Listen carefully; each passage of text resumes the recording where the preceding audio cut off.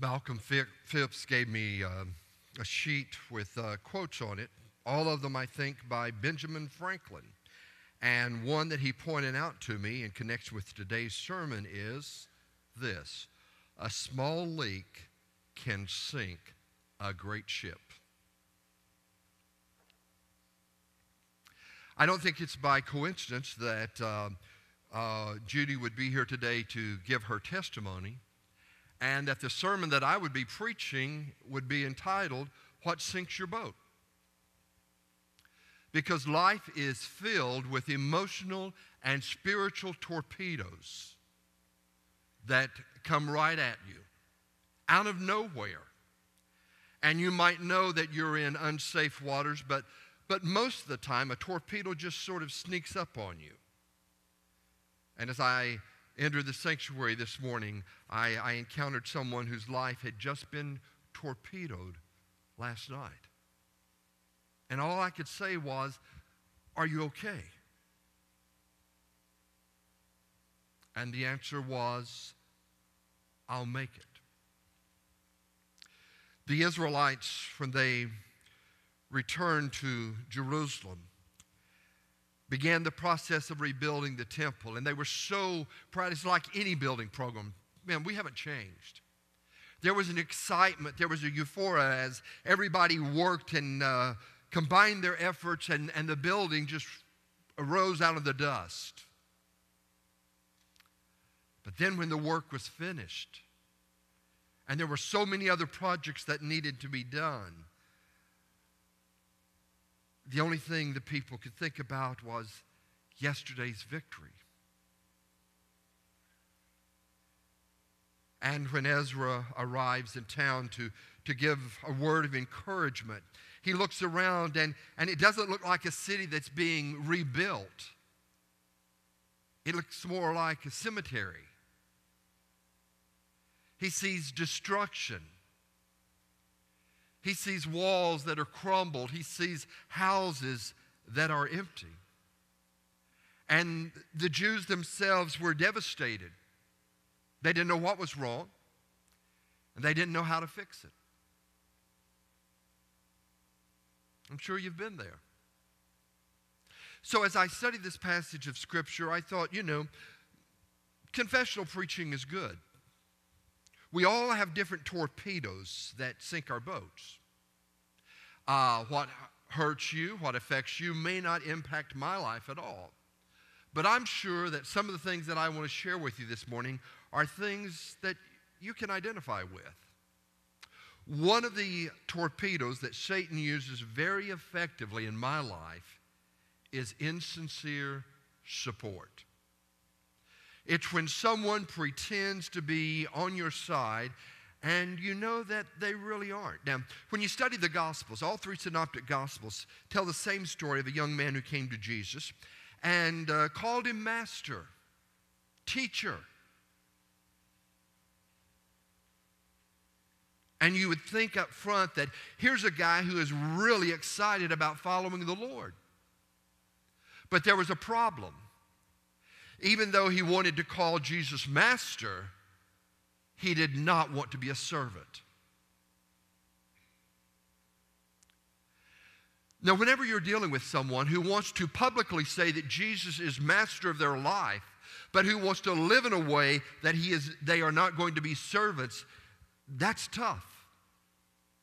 That's the kind of insincere support that I'm talking about. Verse 1 says, "When the enemies of Judah and Benjamin heard that the exiles were building a temple for the Lord, the God of Israel, they came to Zerubbabel and to the heads of the families and said, 'Let us help you build, because like you, we seek your God.'" Now, if your enemy comes up and says to you, "Let me help you," man, that ought to be a sign. Because until the differences are resolved, there's no way you're going to work together as a team. And that's exactly what Jesus Christ says to us. We cannot just come up to him and glibly say, "I'm on your team." He will say to us, "Let's resolve the differences." For the most part, the enemies that the Jews encountered were the Samaritans. These were a mixture of people who had both Jewish and non-Jewish blood. They had been left behind when the Jews had been taken into exile. And so the pure-blooded Jews return to Jerusalem, and they find these folks of mixed blood descent, and there's animosity between them. And then when these enemies come up and say, "Let us help you," the resentment just explodes. And maybe if someone walks up to you and insincerely says, "I'm going to pray for you," and you're wanting to say, "Really?" Or, "I want to help in the Sunday school class." Really? Man, insincere support is a real life drainer. And it's usually because, we have something in common with that person. In church, it might be that we identify with Jesus Christ.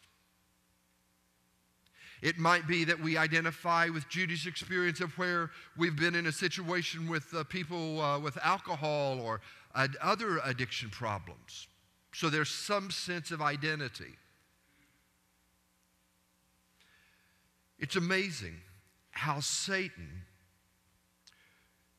will use legitimate things in our lives to destroy us. For instance, young people, you did a beautiful job singing this morning. I'm not sure that is probably your favorite style of music, and that's okay, but you did a wonderful job. I think that you can sing any kind of music you want to sing. It doesn't matter whether old people like me like it or not. If you like it, you sing it. There's nothing wrong about the beat. There's nothing wrong about the tempo. There's nothing wrong about the instruments. And Satan knows that you like a certain kind of music. So what he does is he will sometimes take the kind of music that you like and insert words that are not acceptable to God. And that's where you have to be careful. We all have to be careful. As he works with us in those areas of our lives where there's something, maybe we have a dear friend and our friendship bond is so great, but this friend wants us to do something that's unethical. And Satan has used this common trait to torpedo our lives. Second thing that Satan uses in my life is discouragement. He is really good at discouraging people. In verse 4, then the peoples around them set out to discourage the people of Judah. Now, don't raise your hand, but have you ever said to yourself, I am going to make someone so miserable, so uncomfortable, so unhappy that they will quit whatever they're doing? I mean, that's pretty bold, isn't it? And yet the scripture says that these enemies, when they were rejected by the Jews, they set out to discourage the people of Judah. I love it when someone comes up to me and says, Brother Bill, I don't mean to discourage you, but... And I say, well, shut up then. I mean, that's a no-brainer if someone says, I don't mean to discourage you, but, and then they go right on with something that is going to discourage you.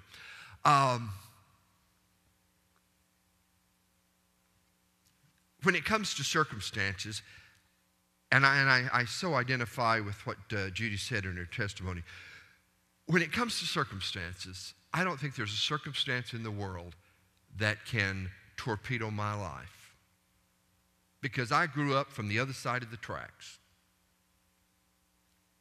And if it was going to happen, my family experienced it.